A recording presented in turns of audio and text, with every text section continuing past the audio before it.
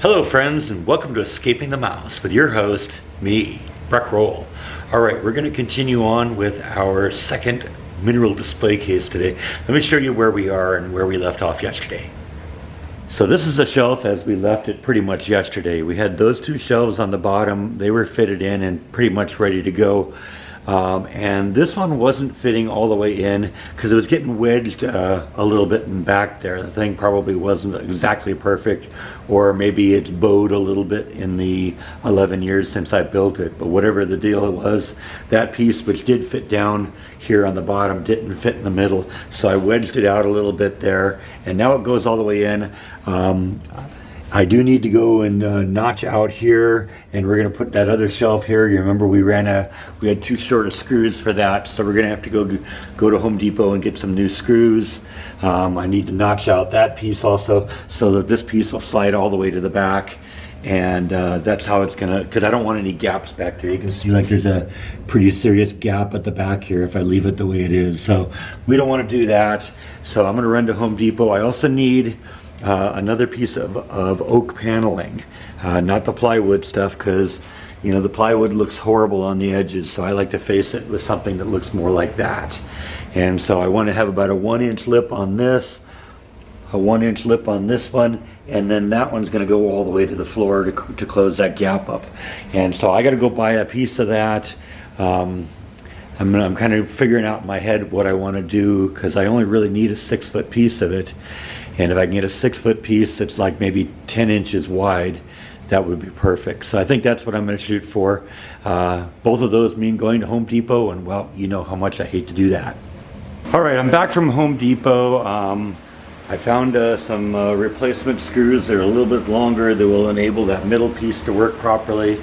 I found a piece of oak that I was going to be able to use. I thought I would maybe get like a 5-foot by or 6-foot by 8 by 10-inch piece. They didn't have anything like that, but they had this 6-foot by 8-inch piece, and it's clear it had been picked over a bunch of times. It's kind of discolored a little bit, probably got a little mold on it when they were storing it at some point. It's a little bit knotty and stuff like that, but down here actually doesn't look too bad. And the truth is, it made sense to buy this somewhat rejected looking piece of wood, because in reality all I really need is from about here down. And there are some kind of interesting patterns here that look kind of cool, and down there at the bottom I got a little bit of a wood putty to fill those in, but I think they're going to look fine, and I think I'll be able to get what I need out of this. And I think this will look nice for the front piece of that, the front piece of that, and the piece that goes from the front down to the floor on that, and it'll be enough to cover that. So I think we're in good shape here. So first thing I think I want to do is I want to get that third shelf bracket in place. I got it kind of hanging there right now with one of the short screws, but I got the long screws. So we're going to put those in place. We're going to get this bracket, this last shelf here, notched out for the individual shelf brackets, and then we'll get going with this. All right, so I finally got that third piece notched in there, as good as it's going to get, I think. Like I said, this thing is not exactly plumb. That may have been in the process of construction errors when I built it.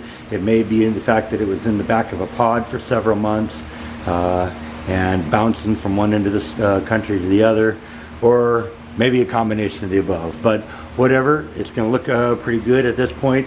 I think the next thing I want to do is set the front diameter, the front edges here, because basically I want to have the shelf flush with this corner here, so it comes straight across.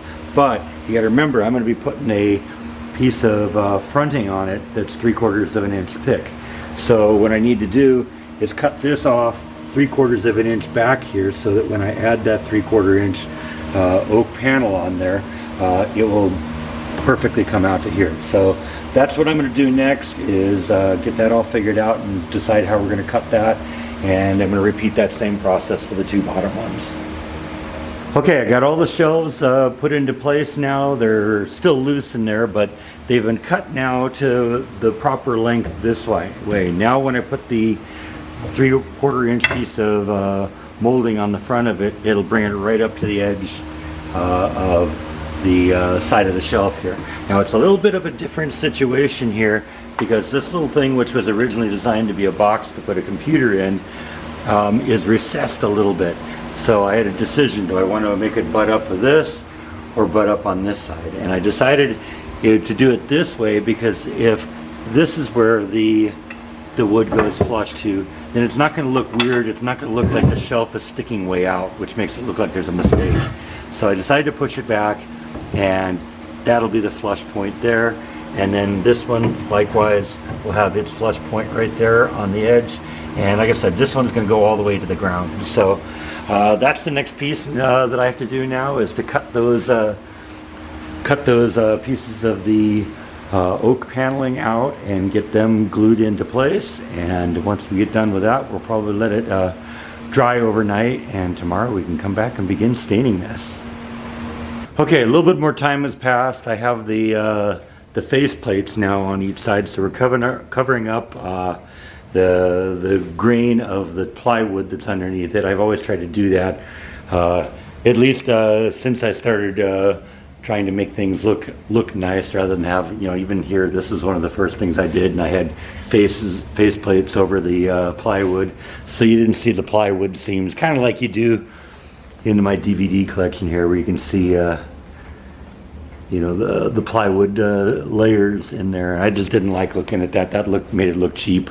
So I started doing that a long time ago, and I put the face on here too. I actually think this is going to look pretty good, because when you think about it, this piece here is about 1.5 inches thick, and the rest of it were just going to be plywood layers, and so they would have just been 3/4 inch thick. So putting the little faceplate on there and hanging it down a little bit makes it look like each of these shelves are about 1 inch or 1.25 inches thick, which is good. And it's also going to give me a little place to hide the strip lights that are going to go in here, because they can go behind that now and not be seen as much. Sometimes that irritates me a little bit with the case over here, is that if you get low enough, you can actually, let's see, where is the remote? I got everything over here right now that was normally on there. There's the remote for that.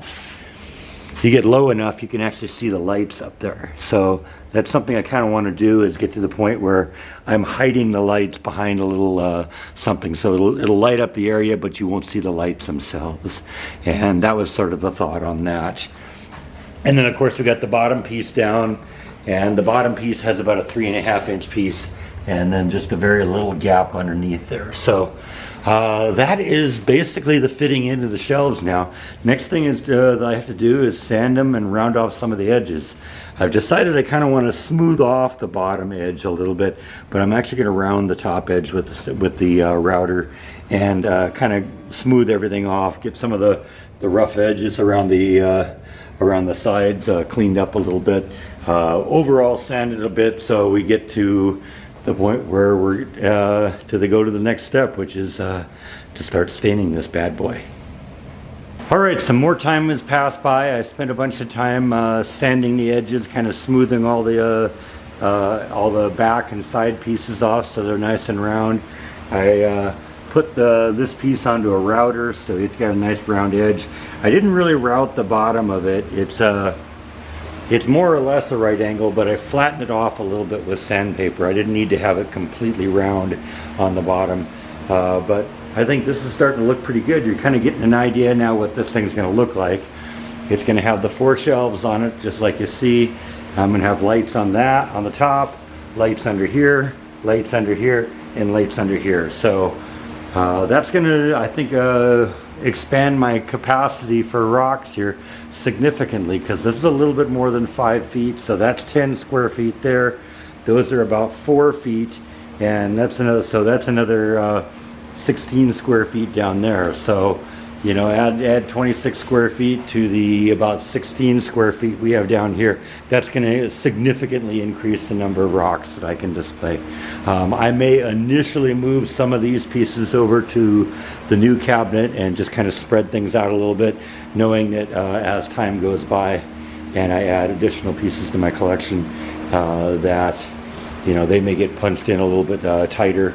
And eventually at some point I may transform one of the bedrooms into just a display case if I lose the cats or something, or decide I don't really need a guest bedroom, either of those rooms could easily be transformed into something where I could display an even larger collection if and when we get to that point.